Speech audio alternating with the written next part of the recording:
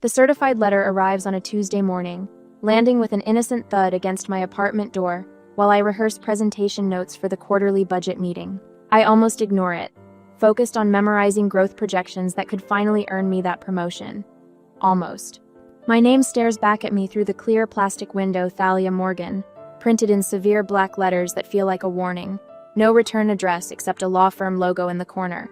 I tear open the envelope, coffee mug balanced precariously in my other hand, and unfold the crisp paper inside. The first paragraph stops my breath mid-inhale. This letter serves as formal notice that Richard and Eleanor Morgan are seeking restitution in the amount of 40% of all income earned by Thalia Morgan from the date of this letter forward, as repayment for financial investment provided on May 15, 2016. My coffee mug slips through suddenly numb fingers, shattering against the kitchen tile of my Seattle apartment. Hot liquid splashes across my bare feet, but I barely register the burn. What the hell? I whisper to my empty kitchen. I scan the rest of the letter, my heartbeat thundering in my ears. Financial investment, verbal contract, legally binding agreement, family obligation. Each phrase hits like a physical blow. The $20,000 check my parents gave me for college, the one presented as a gift. The one I'd thanked them for repeatedly despite working multiple jobs to cover the remaining expenses, was apparently a contract.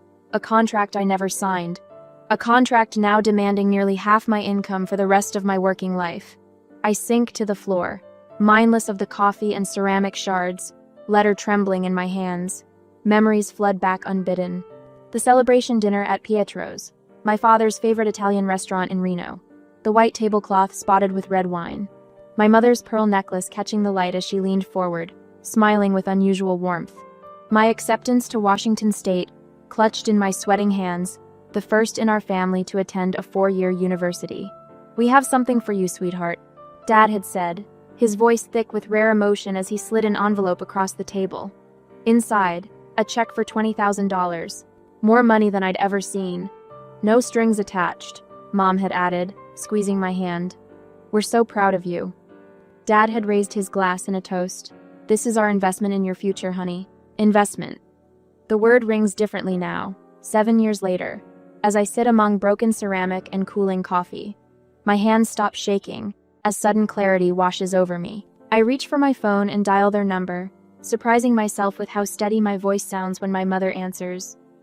"I just received a letter from your lawyer," I say without preamble, "about the money for college." A pause then. "We've been patient, Thalia. You've been making good money for years now." "It was a gift," I say, my knuckles white around the phone. "You specifically said no strings attached." "We raised you," Mom replies, her voice hardening. "Everything you have is because of us." I take a deep breath, willing my voice to remain calm. I worked my way through college. I paid off my loans myself. That check covered less than a third of my expenses. "You're being selfish," Mom says. "Your father and I are getting older, and Jude needs help with his art career." "Ah, there it is, my younger brother. The real reason. Jude's struggling," she continues. "He needs a proper studio, better supplies. His work is finally getting noticed." I close my eyes, leaning against the kitchen cabinet. Jude, who dropped out of community college after 1 semester. Jude, whose art career consisted mostly of half-finished projects and elaborate excuses. "This isn't about Jude," I say, though we both know it is. "Family takes care of family," Mom replies. "What's yours is ours. That's how it works." The words hit with startling clarity. That's how it's always worked in our family. My achievements were never truly mine, they belonged to all of us. My college admission, my dean's list semesters, my first big promotion. Always our accomplishments, our success. Now my salary. I look down at the broken pieces of my favorite mug, the growing stain on the floor, the legal letter demanding 40% of everything I'll ever earn. "I need to go," I say, hanging up before she can respond. Standing, I carefully step around the mess and reach for a towel. As I kneel to clean up the spill, something fundamental shifts inside me. The family that should have been my foundation is trying to become my greatest burden, and I refuse to let them. 3 days after receiving the certified letter, I needed documentation, proving the $20,000 had been a gift. The search through old email accounts wasn't meant to be therapeutic, just practical. What I find instead turns my stomach to concrete. Thalia's college fund. Return on investment. Reads the subject line of an email from my father to my mother, dated 2 weeks before they presented me with the check at Pietro's. The message loads with excruciating slowness, as if my laptop itself hesitates to reveal the truth. Eleanor, we need to be clear about our expectations. This isn't charity, it's an investment. When she starts making real money after graduation, we'll remind her about family obligation.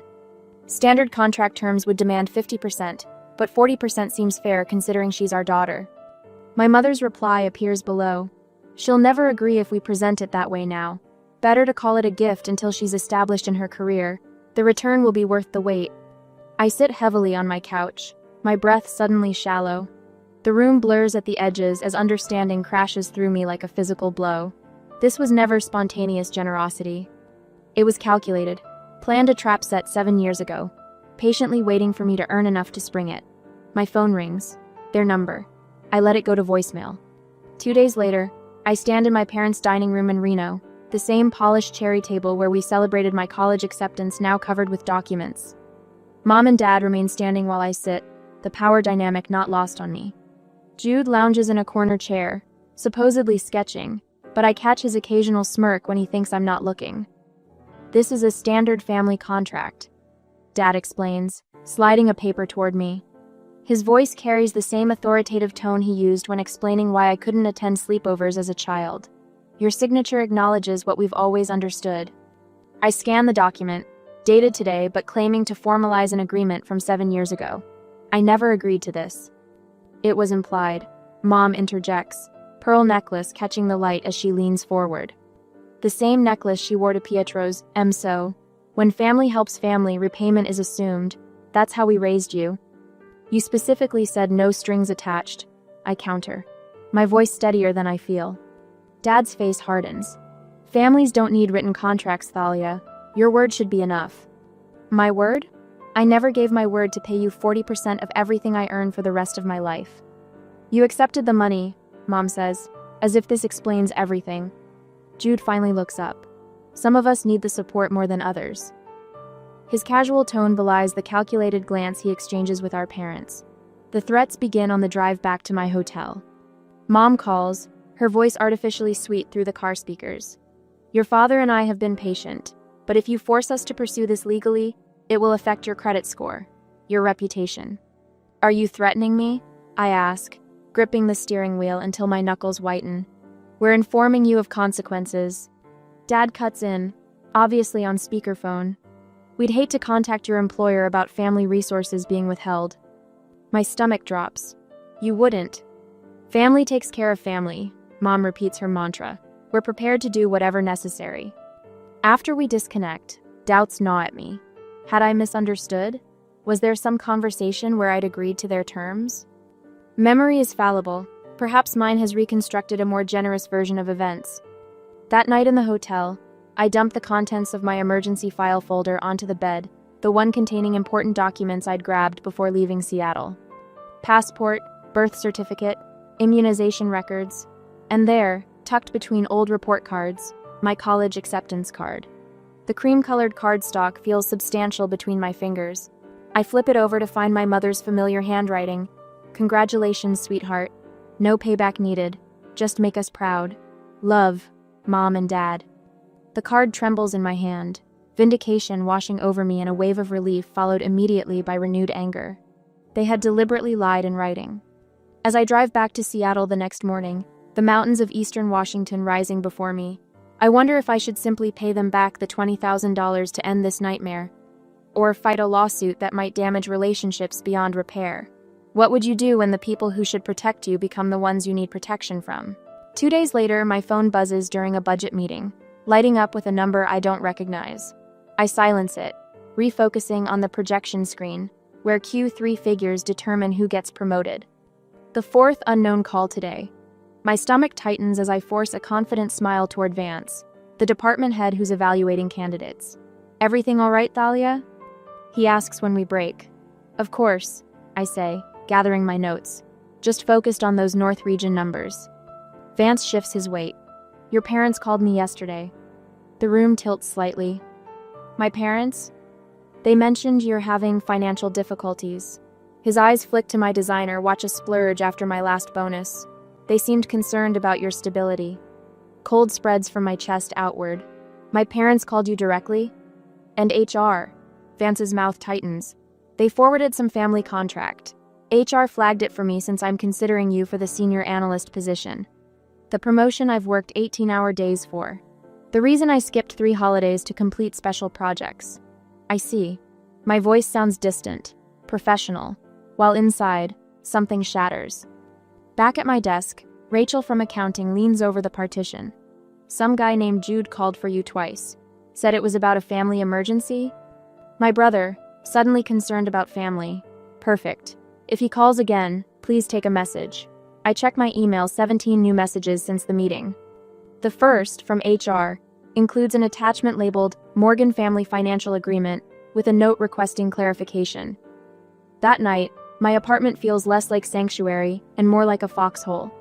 I jump when my phone rings, let calls go to voicemail, then lie awake replaying every interaction with my parents.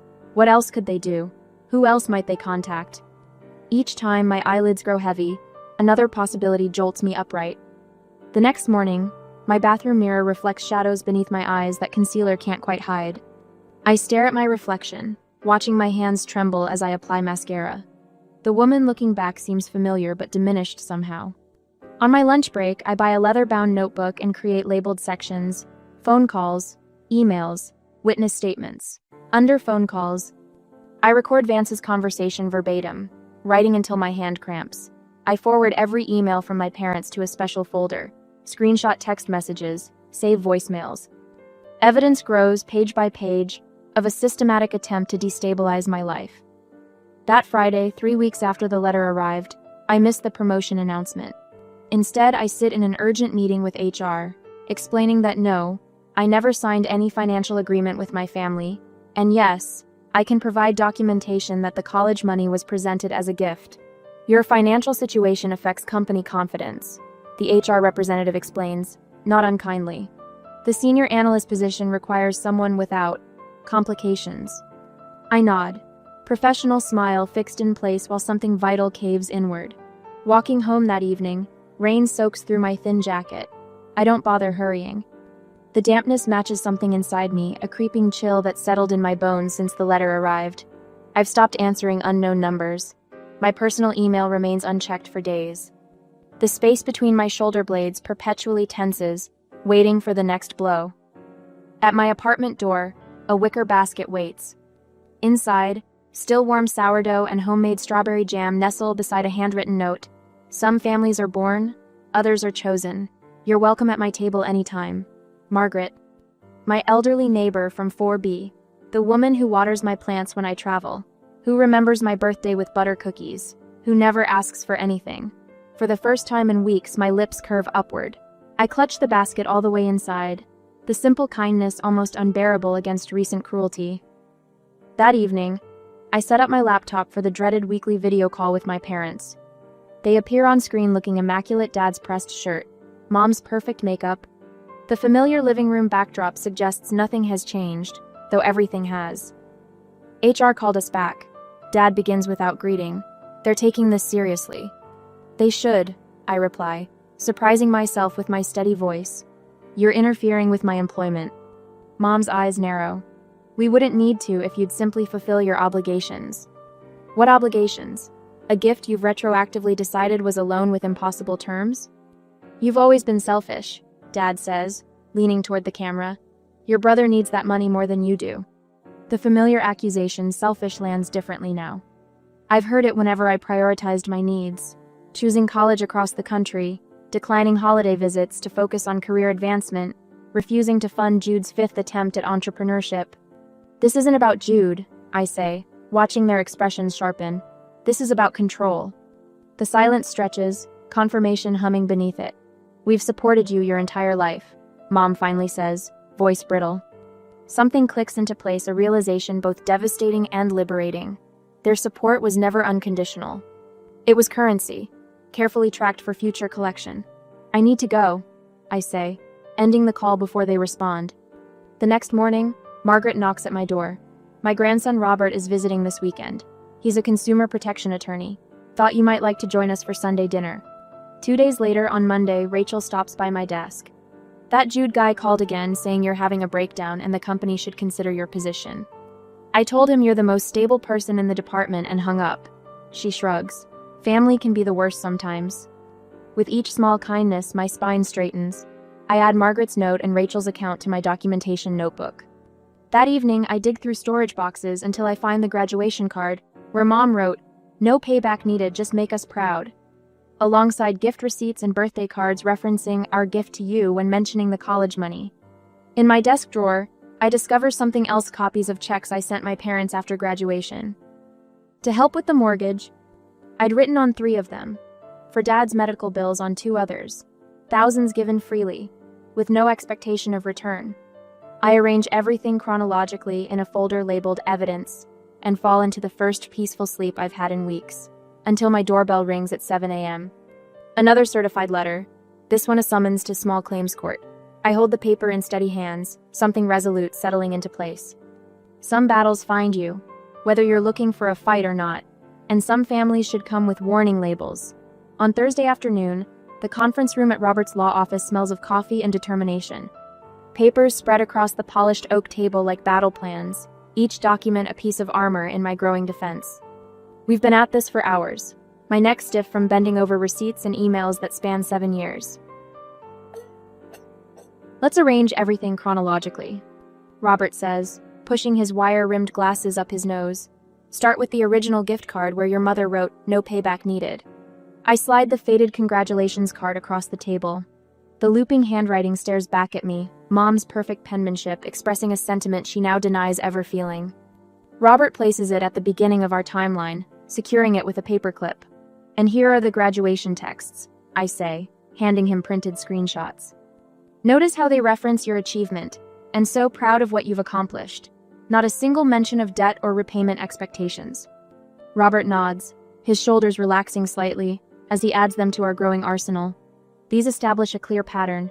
The gift, followed by years of silence about repayment. No reasonable person would suddenly expect 40% of your lifetime earnings for a $20,000 check. My phone buzzes against the table. I glance down, stomach tightening when I see Jude's name in my notifications. Against my better judgment, I tap the screen. You might want to see this, I say, sliding my phone toward Robert. His eyebrows rise as he reads my brother's public post. My sister, the thief in a pantsuit, stole from her own family. Education bought with our sacrifice. Success built on our investment. Time to pay your debts, sis. This actually helps us, Robert says, his voice gaining confidence. He's publicly admitting the lawsuit is retaliatory, not based on any real contract. Mind if I screenshot this? Before I can answer, my phone buzzes again. A flood of notifications from friends and colleagues pours in beneath Jude's post. Thalia's the most honest person I know. She worked 3 jobs through college while maintaining Dean's List. I remember her bringing ramen to work every day to save money for tuition. Unexpected warmth spreads through my chest. These people see me the real me, not the selfish daughter my parents have constructed in their minds. Your brother's plan backfired spectacularly, Robert says, allowing himself a small smile. My email notification chimes. Subject line, "After all, we sacrificed for you." I open it, reading aloud. Thalia, how could you turn your back on family? After all, we sacrificed to put you through college. After all the opportunities we provided. Your father and I went without vacations, new cars, even home repairs to invest in your future. And this is how you repay us? Robert's pen taps thoughtfully against the table. Their own words contradict their legal position. Notice how they keep switching between gift and investment language? This inconsistency destroys their credibility. Back at my apartment that evening, I stare at the cashier's check on my kitchen table. $26,000, the original, $20,000 plus 6 years worth of interest. Every penny I could reasonably owe them, even if their gift had been a loan. Looking at the cashier's check for $26,000, the original amount plus interest, I hesitate. Would returning their gift with interest free me completely? Or would fighting through to the end bring the accountability they needed to face? My doorbell rings, startling me from my thoughts. Margaret stands in the hallway, holding a casserole dish. "Thought you might need some real food," she says, bustling past me into the kitchen. She spots the check and raises an eyebrow. That's a lot of money to give away to people who don't deserve it. It might be worth it for peace, I say, but the words sound hollow even to my ears. Peace bought with ransom never lasts, dear. Margaret sets down the dish and pats my hand. Robert called. He's filing a counterclaim for harassment and attempted financial coercion. I told him I'd be happy to testify about what a mess you've been these past weeks. You'd do that? In a heartbeat. I've lived long enough to recognize when someone's being bullied by the people who should love them most. My phone rings. Rachel from work. Your brother called the office again, she says without preamble.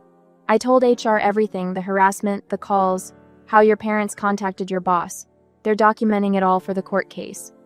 I sink into a kitchen chair, suddenly lightheaded. Thank you, I whisper. Nobody messes with my team, Rachel says firmly. You've had our backs enough times. Let us have yours. After we hang up, I sit quietly, letting the realization settle over me. For perhaps the first time in my life, I feel truly validated.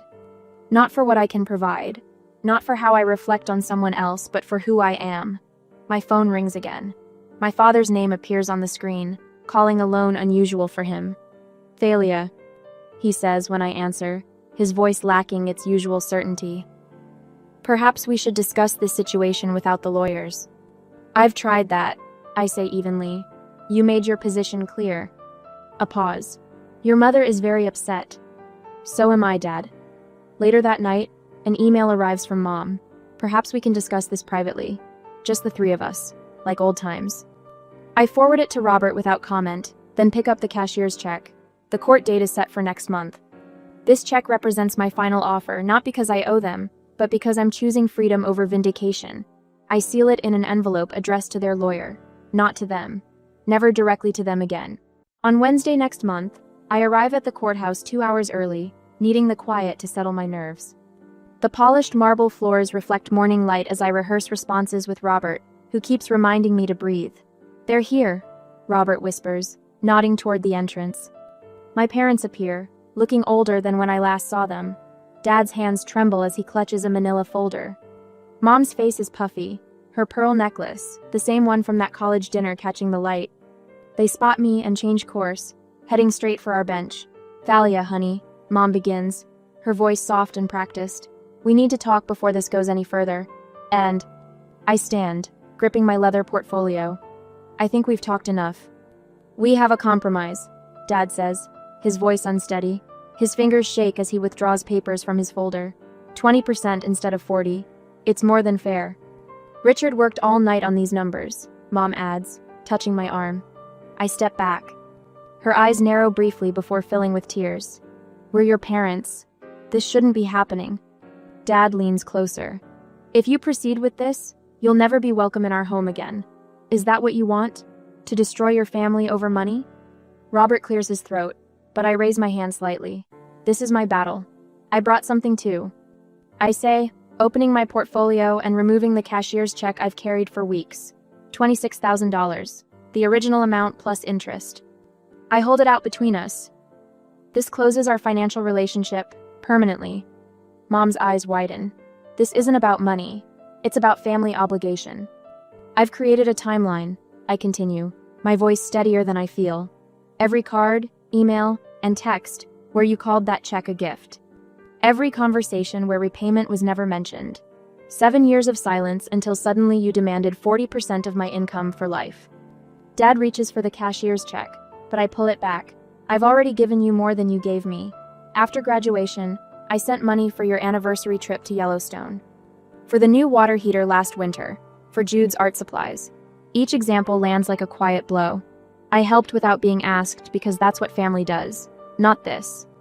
They exchange glances, a silent calculation passing between them. The judge will see things differently, Dad mutters. 30 minutes later, we sit in the wood-paneled courtroom.